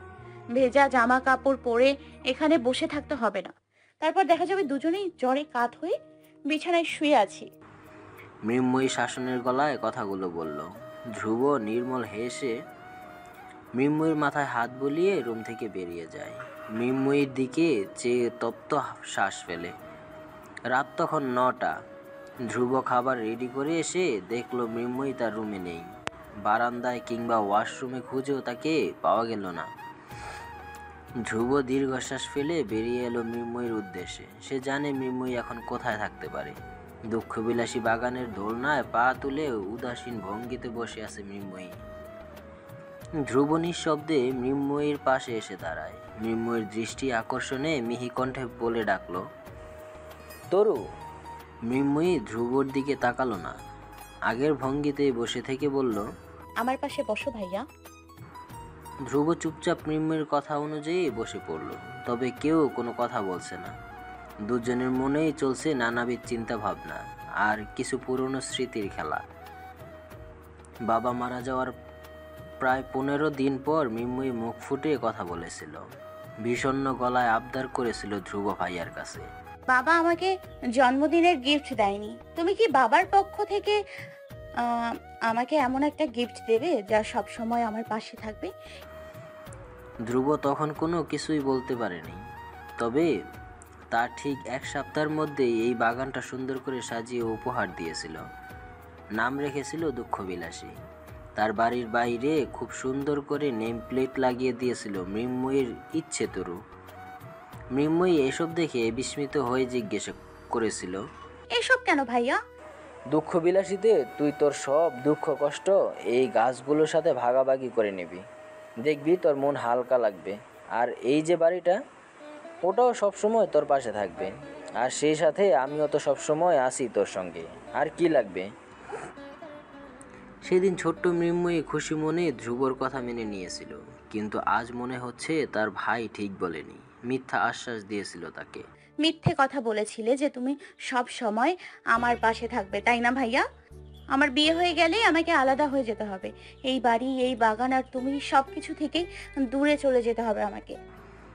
ধ্রুব হাসার চেষ্টা করে বলল, বিয়ে তো সবারই হয়, আর আমি তো তোকে বনবাসে করে দিচ্ছি না যে এখানে আসতে পারবি না, আমার সাথে যোগাযোগ করতে পারবি না। আমি সবসময় তোর পাশে থাকবো। তাই এসব উল্টাপাল্টা কথা ভেবে ভেবে শুধু শুধু মন খারাপ করিস না তো তরুণ। ধ্রুবর কথায় মৃন্ময়ীর ভাবভঙ্গিতে কোনো প্রকার পরিবর্তন হলো না। ঘাড় নির্লিপ্ত দৃষ্টিতে তাকালো ধ্রুবর দিকে, নরম গলায় জিজ্ঞেস করলো, আমি না থাকলে তো তুমি একা হয়ে যাবে, তোমার অনেক কষ্ট হবে তাই না? ধ্রুব রসিকতা করে বলল, হ, একদমই কষ্ট হবে না, বিয়ে করে বউ বাচ্চা নিয়ে বিন্দাস আনন্দে থাকবো। ধ্রুব হাসি হাসি মুখে তাকিয়ে আছে। মৃন্ময়ের নির্লিপ্ত দৃষ্টি তীক্ষ্ণ হলো। কনুই দিয়ে ধ্রুবর পেটে গুতা মেরে ঝাঁঝালো কণ্ঠে বলল, দেখে নিব আমাকে ছাড়া কেমন আনন্দে থাকো। ধ্রুব উচ্চ স্বরে হেসে উঠল। বেশ কিছুক্ষণ পর হাসি থামিয়ে বলল, এখন চল ডিনার করবি, আর আমি কাল থেকে রেস্টুরেন্টের ঠিকানা আর সময় বলে দেব, তোর ইচ্ছা হলে যাবি আর না হলে নাই। মৃন্ময়ী কিছু বলল না, চুপচাপ উঠে তার ভাইয়ের সাথে ভেতরে চলে যায়। বিকেল গড়িয়ে সন্ধ্যা নেমে আসছে। সূর্যের হলদেটে আভা ছড়িয়ে পড়েছে বাইরের পিচ ঢালা রাস্তায়। রেস্টুরেন্টের জানালার পাশে টেবিলটা দখল করে বসে একজোড়া নিশ্চুপ মানবী নিস্তব্ধতায় যেন মুড়িয়ে রেখেছে দুজনকে। মৃন্ময়ী অত্যন্ত স্বাভাবিক ভঙ্গিতে বসে আছে। কফির মগে চুমুক দিয়ে নির্লিপ্ত দৃষ্টিতে তাকায় তার ঠিক সামনের মানুষটার দিকে। এখানে এসে মুগ্ধকে দেখে কিছুটা বিস্মিত হয়েছিল সে, তবে বিস্ময় ভাবটা প্রকাশ করেনি। লোকটাকে আগে থেকেই পাগলাটে টাইপের মনে হয়েছে তার কাছে। মুগ্ধ তার চোখ দুটো ছোট ছোট করে মৃন্ময়ীকে দেখছে, খুব নিখুঁতভাবে পর্যবেক্ষণ করছে মৃন্ময়ীকে, বোঝার চেষ্টা করছে মৃন্ময়ীর হাবভাব। এই মুহূর্তে মৃন্ময়ীর চোখে ভয়াবহ বিস্ময় থাকার কথা ছিল, কিন্তু সে এতক্ষণ ধরে মৃন্ময়ীর মাঝে একটুও বিস্ময় ভাব দেখতে পেল না। চরম হতাশায় মুখটা মলিন হয়ে গেল তার। মৃন্ময়ীকে চমকাতে চেয়েছিল সে, তবে তা আর হলো না। মেয়েটা চমকে উঠবে তো দূরের থাক, বিস্ময় নিয়ে তাকে কিছু জিজ্ঞেস করলো না এখন পর্যন্ত। এবার বলুন আসল কাহিনী কি?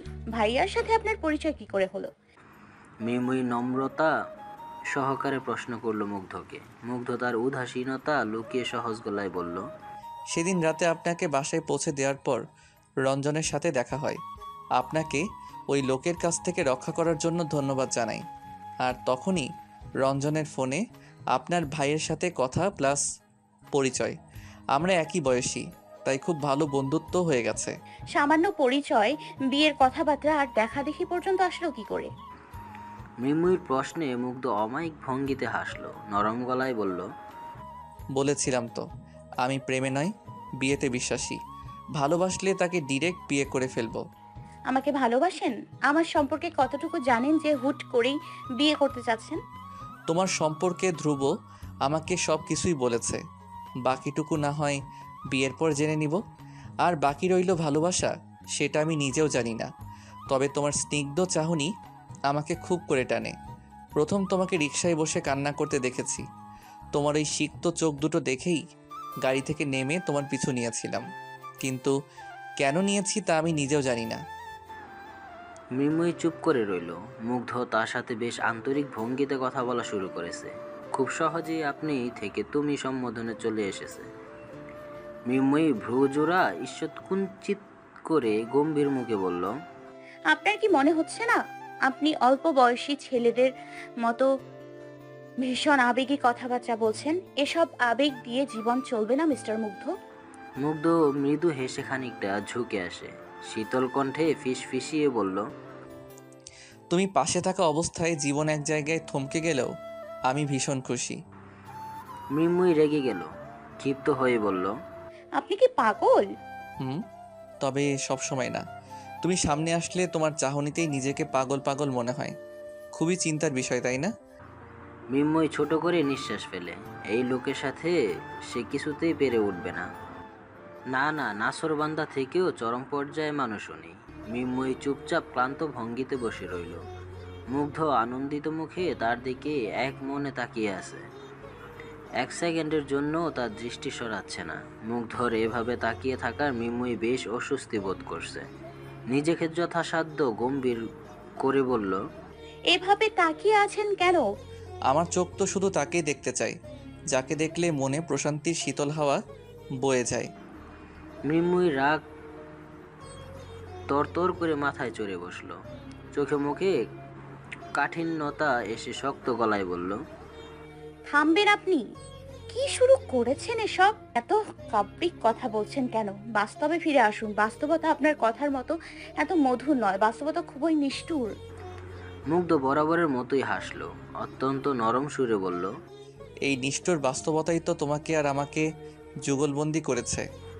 মৃন্ময়ী বিস্ময় নিয়ে ক্ষীণ স্বরে বলল, মানে কিসের যুগলবন্দি?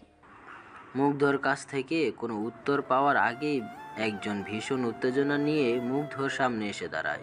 মুগ্ধ হাসি মুখে চেয়ার ছেড়ে উঠে দাঁড়াতেই লোকটা তাকে জড়িয়ে ধরে। জড়িয়ে ধরার পর যা বলে তা শুনেই কৌতূহলে মৃন্ময়ীর চোখ দুটো আপনা আপনি বড় হয়ে যায়। কেমন আছিস মৃন্ময়? কত বছর পর দেখা হলো তোর সাথে। এটা কি ভাবি নাকি? না, তবে খুব শীঘ্রই হবে। অবশ্য এখনো ভাবতে পারিস।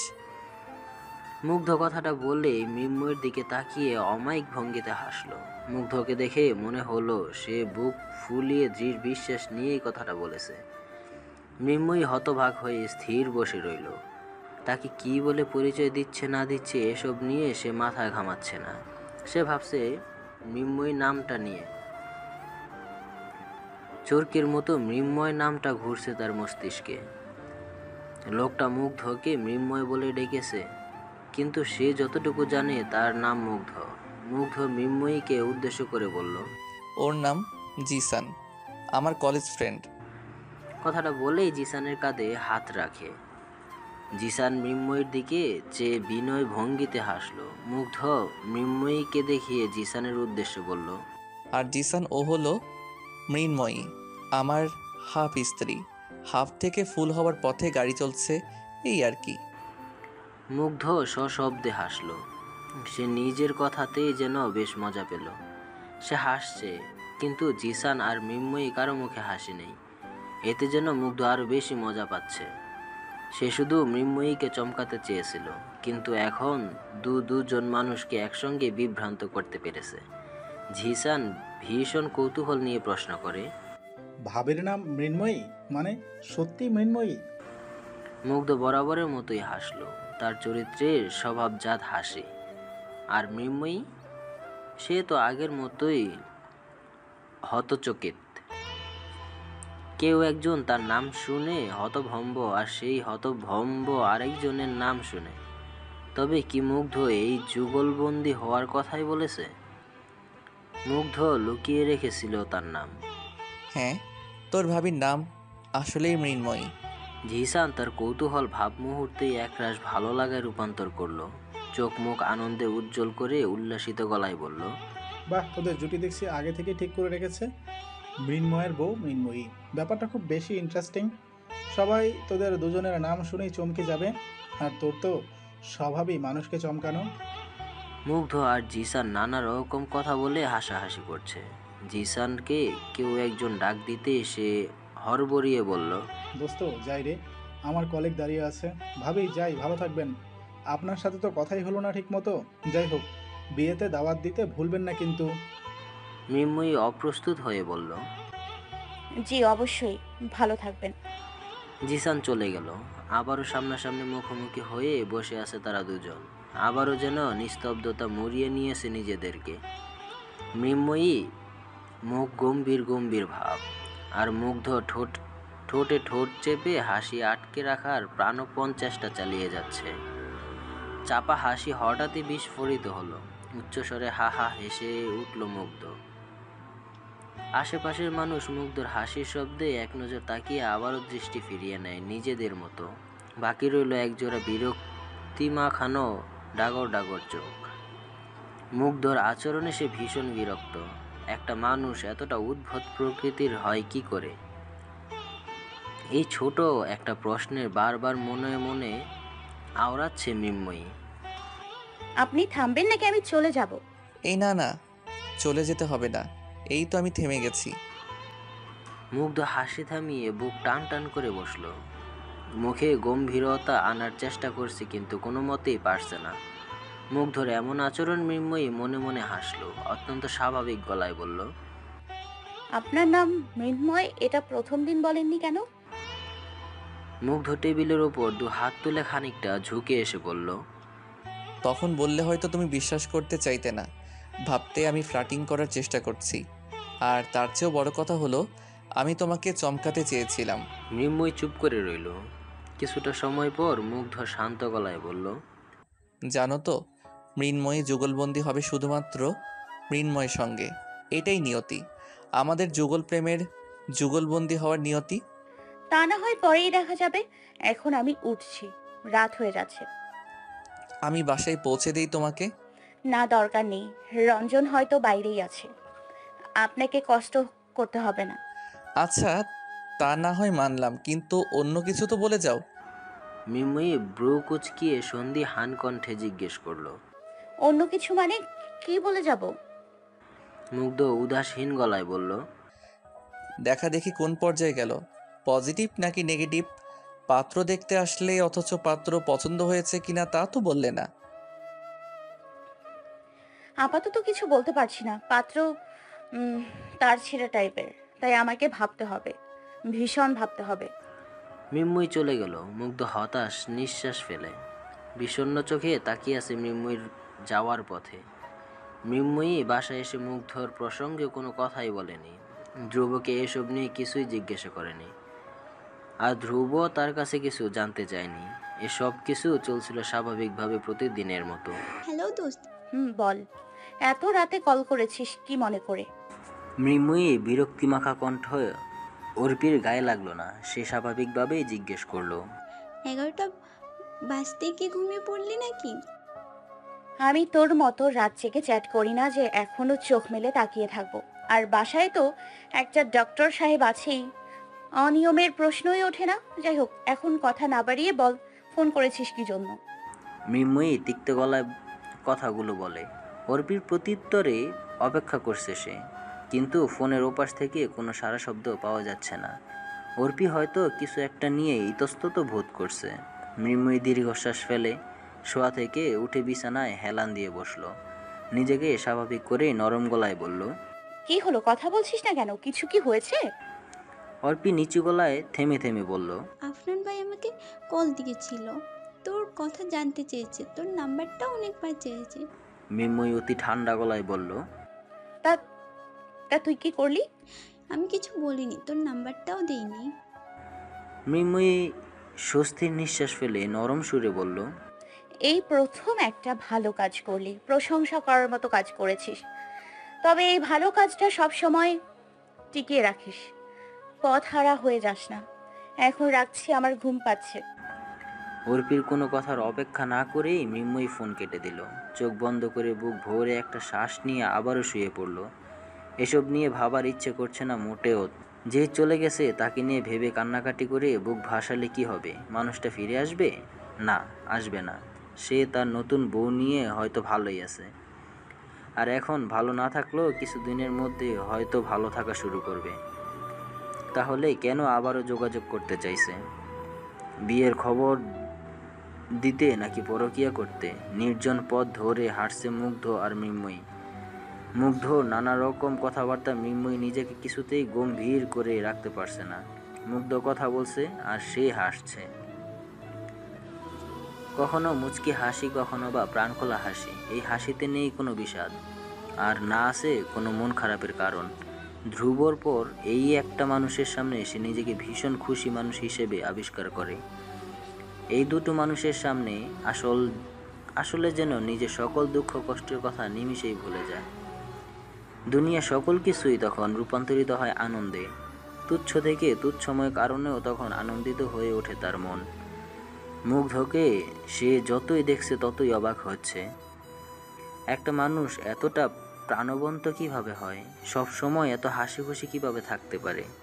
মৃন্ময়ী, মুগ্ধর গভীর ডাকে মৃন্ময়ী ভ্রু বাঁকিয়ে তাকায়। হঠাৎ করেই এমন গম্ভীর ডাক হজম করতে কিছুটা সময় নিচ্ছে। মুগ্ধ সামনে সরু পথের দিকে দৃষ্টি দিয়ে দারুণ গম্ভীর ভঙ্গিতে বলল, অনেক চিন্তাভাবনা করেছি, সব শেষে মস্তিষ্ক একটা কথাই বলল, তোমাকে ইমপ্রেস করা আমার পক্ষে সম্ভব না, তাই হার মেনে নেওয়াটাই আমার জন্য সুখকর। আর তার চেয়েও বড় কথা, এসব প্রেম ট্রেম আমাকে দিয়ে হবে না, শুধু শুধু সময় নষ্ট। মৃন্ময়ী হতবিহ্বল হয়ে চেয়ে রইল। মুগ্ধ হাঁটছে, কিছুটা সামনে এগিয়ে গেছে, কিন্তু মৃন্ময়ী এক জায়গায় থমকে দাঁড়িয়ে রইল। মুগ্ধর কথাগুলো ঠিক মানতে পারছে না। হঠাৎ করে গম্ভীর হয়ে যাওয়া আর এমন নিষ্ঠুর কথাবার্তা বলা, এসব কোনোটাই মুগ্ধর চরিত্রের সাথে যায় না। এ নিয়ে মুগ্ধর সাথে দেখা হয়েছে 8 বার। লাস্ট 15 দিনেই দেখে হয়েছে 5 দিন। প্রতিবারই দেখা হয়েছে হুটহাট করে। এই লোকটা কখনোই বলে কই আসে না, হঠাৎ করেই তাকে চমকে দেয়। তাকে চমকে দেওয়া যেন মুগ্ধর স্বভাবগত অভ্যাস হয়ে গেছে। মুগ্ধর এসব অদ্ভুত অদ্ভুত কর্মকাণ্ডের কারণেই মৃন্ময়ী আনন্দ পায়, তবে তা প্রকাশ্যে নয়। আনন্দটা সে লুকিয়ে রাখে তার মনের ভিতরেই, একদম গহীন কোণে। কিন্তু আজ মুগ্ধর মুখে এসব কথা শুনে তার আনন্দ মুহূর্তেই কালো মেঘে ঢেকে গেল। মুখ হয়ে গেল অমাবস্যার চাঁদের মতো অন্ধকার। ভাবছি এবার বিয়েটা করেই ফেলবো। অনেক তো সময় নষ্ট করলাম, বাকি প্রেম না হয় বিয়ের পরেই করব। তুমি কি বলো বউ? মৃন্ময়ীর চোখ দুটো বড় বড় হলো, মনে হচ্ছে এখনই অক্ষিকোটর থেকে চোখ দুটো বেরিয়ে আসবে। হঠাৎ করে যেন সে প্রাণ ফিরে পেল। বউ ডাক শুনে লজ্জাও পেল, কিন্তু সেটাও অপ্রকাশ্যই রয়ে গেল। মুখে রাগি রাগি ভাব এনে বলল, আপনি এমন উদ্ভট আচরণ করেন কেন? আপনি আদৌ স্বাভাবিক মানুষ নাকি পাগল আমি বুঝতে পারছি না। মুগ্ধ পেছনে ঘুরে ধীরে পায়ে মৃন্ময়ীর কাছে এসে দাঁড়ালো। মৃন্ময়ীকে অবাক করে দিয়ে খানিকটা ঝুঁকে এসে মুখোমুখি হলো। দুজনের চোখাচোখি হলো। শীতল হাওয়া বয়ে গেল মুগ্ধর হৃদয়ে। তপ্ত নিঃশ্বাস গিয়ে আশ্রে পড়ল মৃন্ময়ীর মুখে। তীব্র থেকে তীব্রতর হলো মৃন্ময়ীর হৃদস্পন্দন। তপ্ত নিঃশ্বাসের স্পর্শে পুরো শরীরে শিহরিত হলো লজ্জার উষ্ণ অনুভূতি। ভারী হয়ে এলো তার নিঃশ্বাস। চোখ জোড়া বিস্ময় বড় হলো। গলার কাছেই সকল কথা দলা পাকিয়ে রইল। মুগ্ধ এক দৃষ্টিতে মৃন্ময়ীর চোখের দিকে চেয়ে সহজ গলায় বলল, এই যে তোমার এই চোখ দুটো আমার এই অবস্থার জন্য দায়ী। তোমার চোখ দুটো হয়তো আমাকে খুব কঠিন এবং খারাপভাবে বশ করে ফেলেছে। তা না হলে একজন লোয়ার তোমার সামনে আসলে কেন এলোমেলো হয়ে যাবে? একজন প্রফেশনাল যুক্তিবাদী লোয়ার তোমার সামনে আসলে কেন আবেগী সাহিত্যিক কথাবার্তা বলবে? এটা কি তোমার স্নিগ্ধ চাহরির বশীকরণের জন্য না? আমার কি উচিত না তোমার চোখ দুটোর নামে মামলা করা, আমাকে দেউলিয়া করার দায়ে তোমাকে যাবজ্জীবন কারাদণ্ড দেওয়া? তোমার কি উচিত না নিজের ভুল স্বীকার করে মৃন্ময়ের সাথে নিজেকে যুগলবন্দি করে ফেলা? মৃন্ময়ীর হতভম্ব মস্তিষ্কে মুগ্ধর কথাগুলো এলোমেলো ভাবে এদিকে ওদিক ছুটে চলল। বিস্ময় বড় হয়ে আসা চোখ দুটো ঘন ঘন পলক ফেলছে। কিছুটা সময় কেটে গেলে এভাবেই ঘটনার আকস্মিকতা কাটিয়ে সচল হলো মৃন্ময়ীর হতভম্ব মস্তিষ্ক। মুগ্ধকে সরিয়ে দেওয়ার প্রতিবাদ করতে চাইল। কাপা কাপা হাতে ধাক্কা দিল মুগ্ধর বলিষ্ঠ বুকে। মৃন্ময়ীর প্রতিবাদে তেমন কোনো কাজ হলো না। পুরুষালী দেহের কাছে তার শক্তিকে তুচ্ছ করে দিয়ে আগের মতোই দাঁড়িয়ে রইল মুগ্ধ। আচমকাই সোজা হয়ে দাঁড়ালো। ভুবন ভুলানো হাসিতে ফেটে পড়ল সে। মৃন্ময়ীর স্পর্শ পাওয়া বুকের ঠিক সেই স্থানে হাত রেখে মুগ্ধ গলায় বলল, অবশেষে তুমি আমাকে ছুঁয়েই দিলে। অবশেষে আমাদের প্রেম হয়েই গেল। যাক, প্রেম প্রেম খেলা তাহলে পূরণ হলো। এবার শুধু বিয়েটাই বাকি। মুগ্ধ হাসছে। মৃন্ময়ী অবাক চোখে তাকিয়ে আছে। আর এখন রাগ করা উচিত না কি চুপ করে থাকা উচিত কিছুই বুঝতে পারছে না। মুগ্ধর অদ্ভুত আচরণে তালগোল পাকিয়ে গেল তার মস্তিষ্ক। এলোমেলো অনুভূতিতে ক্লান্ত হয়ে গেল তার মন। হতাশ হলো সে, উদাসীন হলো তার চাহনি। মৃন্ময়ীর ফোনে রিংটোনের শব্দ আকর্ষিত হলো দুজনের ধ্যান।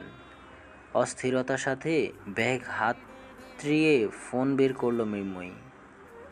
তড়িঘড়ি করে ফোন রিসিভ করে কানের কাছে ধরলো। ক্লান্ত গলায় বলল, হ্যালো, কেমন আছো মৃণু? আমি আফনান। আমি আফনান। শুধুমাত্র এই দুটি শব্দেই যেন তার তছনছ করে দিল মৃন্ময়ী সকল অনুভূতি। চিরচেনা সেই কণ্ঠস্বর শুনে দুমড়ে মুচকে গেল তার ভেতরটা। মুগ্ধ এক দৃষ্টিতে তাকিয়ে লক্ষ্য করল মৃন্ময়ীর মুখের পরিবর্তন হওয়া। ফোনের ওপাশ থেকে আবারও করুণ কণ্ঠ ভেসে আসলো, রেনু শুনছো? কথা বলবে না? মৃন্ময়ীর রাগ করতে চাইল, ভীষণ রাগ নিয়ে তীক্ষ্ণ গলায় কিছু বলতে চাইল, কিন্তু কিছুতেই রাগ প্রকাশ করতে পারল না। থমথমে গলায় নিম্ন স্বরে প্রশ্ন করল। আমাকে কল করেছেন কেন আফনান? মৃন্ময়ী কণ্ঠস্বর শুনেই আফনান উত্তেজিত হয়ে পড়ে হড়বড়িয়ে একনাক হারে কথা বলা শুরু করলো। রেনু প্লিজ আমার কথাটা শোনো। আমি তোমাকে কষ্ট দিতে চাইনি রেনু। তুমি তো জানো আম্মু কি পরিমাণ জেদি একজন মানুষ। ওনার সামনে আমার কথার কোনো মূল্যই নেই। নানান রকম কসম টসম কাটিয়ে আমাকে জোর করে বিয়ে করিয়ে দিয়েছে। প্লিজ তুমি এ নিয়ে রাগ করো না। আমাকে এসব কেন শোনাচ্ছেন আপনি? মুগ্ধ সৌ মেরে মৃন্ময়ীর হাত থেকে ফোন ছিনিয়ে নেয়। মৃন্ময়ী বিস্মিত চোখে চাইল মুগ্ধর দিকে। সে স্বাভাবিক ভঙ্গিতে ফোন নিজের কানের কাছে ধরে রেখেছে, যেন ফোনটা তারই, আর ফোনের ওপাশ থাকা মানুষটা যেন তার সঙ্গে কথা বলতে চাইছে। রেনু আমি চাই না আমাদের মধ্যে কোনো প্রকার ভুল বোঝাবুঝি থাকুক।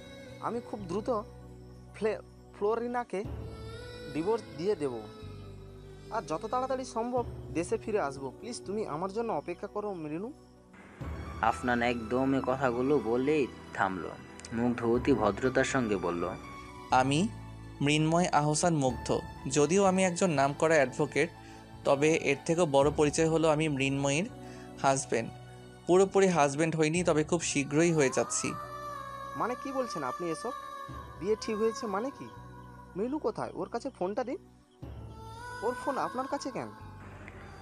মুগ্ধ মৃন্ময়ীর নির্বিকার মুখের দিকে তাকিয়ে মৃদু হাসল, কড়া গলায় বলল, বারবার মৃণু মৃণু ডাকবেন না।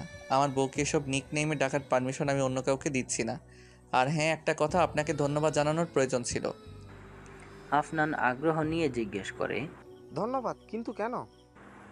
মুগ্ধ ভীষণ গম্ভীর মুখে বলে, সেদিন কাজী অফিসে না এসে মায়ের আঁচল ধরে দেশ ছাড়ার জন্য ধন্যবাদ। অসংখ্য ধন্যবাদ আমাকে এত বড় একটা সুযোগ করে দেওয়ার জন্য। ভালো হয়েছে আপনি মৃন্ময়ীকে ধোঁকা দিয়ে কান্না করিয়েছিলেন। ও যদি কান্না না করতো তাহলে আমি কার চোখে বশীভূত হতাম। কাছে থাকলে নিশ্চিত আপনাকে একটা টাইট হাক দিতাম। পাগলের মতো কী সব যা তা বলছেন? মৃন্ময়ীর দিকে এক দৃষ্টিতে তাকিয়ে থেকে আফনানের উদ্দেশ্যে নরম গলায় বলল, যা তা নয়, মৃন্ময়ীকে আমার সঙ্গী করে রেখে যাওয়ার জন্য আমি সত্যি আপনার প্রতি চিরকৃতজ্ঞ থাকব। একটা কথা বলছি, মনোযোগ দিয়ে শুনে রাখুন। ভালোবাসলে এত ভীতু হতে হয় না। সব কিছুতে মায়ের দোষ দেওয়া ঠিক না। আপনি নিজেই মৃন্ময়ীকে পাওয়ার যোগ্য না। আফনান ক্ষিপ্ত গলায় বলল, আপনি কিন্তু বেশ বাড়াবাড়ি করছেন। আমি এখন মৃণুকে ছাড়িনি। মুগ্ধ নিজেকে যথাসাধ্য গম্ভীর করে বলল, অনেক কথা হলো, এবার রাখছি। আমাদের ডেটে বাধা দিলেন আপনি, এজন্য খুব রাগ হচ্ছে আমার। আর হ্যাঁ, আরেকবার যদি নিজের বউকে ডিভোর্স দিতে চেয়েছেন, তাহলে এমন মিথ্যা মামলায় আপনাকে ফাঁসাবো যে সারা জীবন জেলের শুকনো রুটি খেয়ে দিন কাটাবেন। তখন বউকে তো কাছে পাবেনই না, আর বাচ্চা কাচ্চার মুখও দেখা হবে না। একটা কথা তো জানেন, everything is fair and love. আর আমি কিন্তু আপনার মতো ভীতু নই। আমি মৃন্ময়ীর জন্য সব করতে রাজি। আফনানের কথার অপেক্ষা না করে মুগ্ধ ফোন কেটে দিল। তার সাথে সাথেই আফনানের নাম্বার ব্ল্যাকলিস্টে ফেলে দেয়। বিশ্বজয়ী একটা হাসি দিয়ে মৃন্ময়ীর দিকে তাকায়। মৃন্ময়ী অবাক চোখে কিছুক্ষণ স্থির চেয়ে রইল, পরক্ষণেই খিলখিল করে হেসে উঠল। মানুষ গম্ভীর মুখে এসব কথা কিভাবে বলতে পারে? মৃন্ময়ী হেসেই যাচ্ছে, মুচকি হাসি নয়, শব্দ করে, ঝর্ণার পানি বয়ে যাওয়ার মতো তরল হাসি। এই প্রথম বুঝি মুগ্ধর সামনে খিলখিল করছে হাসল। এখন আর সব সময়ের মতো মুগ্ধর মুখে হাসি নেই। সে অদ্ভুত চাহনিতে এক মনে দেখছে মৃন্ময়ীর হাসি। অর্পির প্রতি ভীষণ রাগে শরীর জ্বলে যাচ্ছে তার। মনে মনে কয়েক দফা অর্পির গোষ্ঠী শুদ্ধ উদ্ধার করে ফেলছে, তবুও রাগ কমছে না। রাগের ফলে চিরবির করছে তার শরীর। মেয়েটা একটা কাজও ঠিকমতো করে না। একে তো আফনানের কথা গোলে তার নাম্বার দিয়ে দিয়েছে, যদিও অর্পি এর জন্য অনেকবার ক্ষমা চেয়েছে আর সেও ক্ষমা করে দিয়েছে, কিন্তু আজকের ভুলের জন্য কিছুতেই সে ক্ষমা করবে না। তার পা ধরে কান্নাকাটি করলেও না। জীবনে প্রথম ঘটা করে তাকে ছেলেপক্ষ দেখতে এসেছে, অথচ আজকের দিনেই অর্পিতার মামুর বাসায় গিয়ে ঘুপটি মেরে আছে। আজকের দিনেই কেন যেতে হলো? কে থাকবে এখন তার সাথে? হঠাৎই তার রাগ কমে গেলে ঝেঁকে বসলো মন খারাপ, বিষণ্ণতায় অন্ধকার হয়ে আসলো তার মুখ। যদি আজ তার মা বাবা বেঁচে থাকতো তাহলে হয়তো তাদের দুই ভাই বোনকে এতটা অস্থির হতে হতো না। এই বিষয়গুলো তারাই হয়তো তাদের পাকাপোক্ত হাতে সামলিয়ে নিত। মেহমানদের আপ্যায়নের জন্য ধ্রুব আর রঞ্জনকে এমন উতলা হওয়া লাগতো না। বোকাদের মতো বারবার একই কাজ ঘুরে ফিরে এলোমেলো করছে। তার মা থাকলে নিশ্চয়ই সব সামলিয়ে নিতেন। মেয়েকে ধরে মেহমানদের সামনে নিয়ে বসাতেন। তার মা থাকলে এই মুহূর্তে তাকে একা একা অস্বস্তি আর ভয় নিয়ে বসে থাকতে হতো না। নিজেকে বড্ড অসহায় হিসেবে উপলব্ধি করল মৃন্ময়ী। চোখ দুটো আপনা আপনি ঝাপসা হয়ে আসলো। মনের গহীন কোণে অসহ্য চিনচিনে ব্যথা অনুভব করলো সে। খুব নার্ভাস লাগছে তাই না? মিষ্টিমধুর এক নারী কণ্ঠস্বরে চমকে ওঠে মৃন্ময়ী। ঝট করে দৃষ্টি দেয় দরজার দিকে। মধ্যবয়স্কা এক অতি রূপবতী মহিলা দাঁড়িয়ে আছে, মুখে অদ্ভুত সুন্দর হাসি। ভদ্রমহিলা এগিয়ে আসতে আসতে বললেন, আমিও এই দিনটার খুব নার্ভাস ছিলাম। উনি যেদিন আমাকে দেখতে গিয়েছিলেন সেদিন কিভাবে তাদের সামনে যাব এই কথা ভেবেই আমার শরীর থরথর করে কাঁপছিল। কিন্তু মা, বড় আপা মিলে আমাকে সামলিয়ে নিয়েছিল। মুগ্ধ আমাকে বলেছে তোমার কথা। আমার মনে হলো এই মুহূর্তে তুমিও আমার মতো অবস্থাতেই আছো, কিন্তু তুমি একা, একদমই একা। তোমাকে সামলানোর জন্য কিংবা সাহস দেওয়ার জন্য কেউ নেই। তাই আমি চলে আসলাম তোমার সেই অভাবটা পূরণ করতে। মহিলার কথা শুনে বোঝা যাচ্ছে ইনি মুগ্ধর আম্মু। এনাকে দেখেই মৃন্ময়ী অবাক হলো। প্রথম দেখাতেই এতটা আন্তরিকতার সাথে কিভাবে কথা বলছেন? মুগ্ধ কি তাহলে ওনার মতোই হয়েছেন? মুগ্ধর আম্মু খুব সহজ সরলভাবে কথা বলে যাচ্ছেন। কথা বলতে বলতে মৃন্ময়ীর পাশে এসে বসলেন। বেশ আগ্রহ নিয়ে বললেন, আমি মুগ্ধকে বলে দিয়েছি আজ তুই আর তোর বাপ একা একা থাক। আমি আজ তোর পক্ষে না, বরং মেয়ের পক্ষে হয়ে কথা বলবো। তাই সাবধানে থাকিস তোরা বাপ ছেলে। আমার কথা শুনে মুগ্ধ একদম চিপসে গিয়েছিল। ওর মুখটা দেখার মতো ছিল। ভদ্রমহিলা হাসছেন, তরল ভঙ্গির হাসি। তার হাসির মাঝেও ভালো লাগা জড়িয়ে আছে। তাদের মা ছেলের হাসিতে যেন চারপাশে ভালো লাগায় ছেয়ে যায়। একজনের হাসিতে আশেপাশে সবার মন ভালো হয়ে যায়। মৃন্ময়ীকে চুপ থাকতে দেখে তিনি ক্ষীণ স্বরে প্রশ্ন করলেন, কথা বলছো না যে? আমি একা একাই কত কথা বলে ফেললাম। তুমি নিশ্চয়ই অস্বস্তি বোধ করছো তাই না? মৃন্ময়ী ঝাপসা চোখে ওনার দিকে চাইল, ধরা গলায় বলল, আপনি অনেক ভালো। কথাটা বলেই মৃন্ময়ী চোখের পানি ছেড়ে দেয়। ভদ্রমহিলা মৃদু হাসলেন, মৃন্ময়ীর মাথায় হাত বুলিয়ে দিয়ে বললেন, আমার ছেলে ঠিকই বলেছে। তোমার চোখে কিছু একটা আছে। তোমার চোখ দুটো মানুষকে বাধ্য করে তোমাকে ভালোবাসতে। তোমার ওই নির্মল চোখ দুটোতে কেবলই মাত্র স্নিগ্ধতা। তোমার মাঝে দেখতে পাই আমি এক আকাশ মুগ্ধতা। মুগ্ধর মুখে এমন ছন্দ শুনে মৃন্ময়ী বিস্ময়ের চোখে চাইল পাশে দাঁড়িয়ে থাকা মানুষটার দিকে। বরাবরের মতোই মুগ্ধর মুখে মন করা হাসি। সে মৃন্ময়ীর দিকে শীতল চাহনি নিক্ষেপ করে বলল, বিয়ের তারিখ হয়তো এই সপ্তাহের মধ্যেই পড়বে। আম্মু চাচ্ছে যত তাড়াতাড়ি সম্ভব তোমাকে বাসায় নিয়ে যেতে। মৃন্ময়ী কিছু বলল না, আবারও নির্লিপ্ত দৃষ্টিতে তাকায় নিচের পিচ ঢালা রাস্তায়। মুগ্ধ আর সে ছাদের এক কোণে দাঁড়িয়ে আছে, আর বাকিরা ভেতরে বিয়ের তারিখ নিয়ে আলোচনা করছে না। মৃন্ময়ীকে চুপ থাকতে দেখে মুগ্ধর আবারও বলল, তুমি খুব সাংঘাতিক মেয়ে। আমাকে তো বশ করেছিলে ভালো কথা, কিন্তু এখন দেখি আম্মুকেও বশ করে ফেলেছো। ছেলের জন্য বউ দেখতে এসে উনি পাত্রীপক্ষের লোক হয়ে গেছে। ভাবা যায় এগুলো? কি সাংঘাতিক ব্যাপার স্যাপার। আপনি খুব লাকি, আপনার এত ভালো একটা মা পেয়েছেন। লাকি আর রইলাম কোথায়? আম্মুকে তো তুমিই নিয়ে গেলে। মুগ্ধর হতাশা দেখে মৃন্ময়ী ঠোঁট চেপে হাসল। কিছুটা সময় পর মুগ্ধ বেশ গম্ভীর কণ্ঠে ডাকল, মৃন্ময়ী। মুগ্ধর ডাকে মৃন্ময়ী ভ্রু উঁচিয়ে জিজ্ঞাসু দৃষ্টিতে তাকায়। মুগ্ধ অতি গম্ভীর কণ্ঠে বলল, একটা অন্যায় কাজ করতে ইচ্ছে করছে। মনের মধ্যে খুব ভয়ঙ্কর একটা ইচ্ছে জেগেছে। ইচ্ছেটা খুবই অন্যায়, তবুও ইচ্ছে করছে। সব জেনেও অন্যায় কাজ করতে চাচ্ছি। মৃন্ময়ী সরু চোখে চেয়ে রইল। মুগ্ধর গম্ভীর কথা মানেই উল্টাপাল্টা কিছু। দুদিন আগে এই কথা এখনও মনে আছে তার, কিভাবে তাকে অস্বস্তিতে ফেলে দিয়েছিল, আর আফনানকেও হুমকি দিয়েছিল। কি অদ্ভুতভাবে। মৃন্ময়ী সন্দেহের গলায় ছোট করে প্রশ্ন করে। সে অন্যায় কাজটা কি? মুগ্ধ কোনো জবাব দিল না। ধীর পারে এগিয়ে এলো মৃন্ময়ীর নিকটে। মৃন্ময়ী কপাল কুঁচকালো, মুখ ফুটে আগ্রহের সঙ্গে কিছু বলবে তার আগেই বাধা দেয় মুগ্ধ। ডান হাতে ঢেকে ফেলে মৃন্ময়ীর স্নিগ্ধ চোখগুলো। ঘটনার আকস্মিকতায় কিছু বুঝে ওঠার আগে উষ্ণ স্পর্শে মূর্তি ন্যায় রূপ ধারণ করলো। স্তব্ধ হয়ে গেল তার মন, মস্তিষ্ক, শরীরের সব কিছুই। ডান গালে একজোড়া তপ্ত ঠোঁটের ঘাড় স্পর্শ অনুভব করলো। মুহূর্তেই বরফের ন্যায় জমে থর থর করে কেঁপে উঠল তার হৃদয়। দম বন্ধ হয়ে আসছে তার, গলার মাঝে যেন আটকে যাচ্ছে নিঃশ্বাস। এভাবে কিছুক্ষণ কেটে গেল, পার হয়ে গেল অবাঞ্ছিত কিছু মুহূর্ত। গালের উপর চেপে রাখা উষ্ঠধয়ের উষ্ণ অত্যাচার কমে এলো। মুগ্ধ সরিয়ে নিল তার ঠোঁট জোড়া, তবে হাত এখনো মৃন্ময়ীর চোখ ঢেকে রাখা। মৃন্ময়ী নড়ছে না, আগের মতোই স্তম্ভিত দাঁড়িয়ে আছে। মুগ্ধ শীতল গলায় কিছুটা ফিসফিসিয়ে বলল, আজ আর তোমার চাহনিতে নিজেকে বন্দি করতে পারবো না। এই অন্যায়ের পর তোমার নিষ্ঠুর চোখের দিকে তাকানো আমার পক্ষে সম্ভব নয়।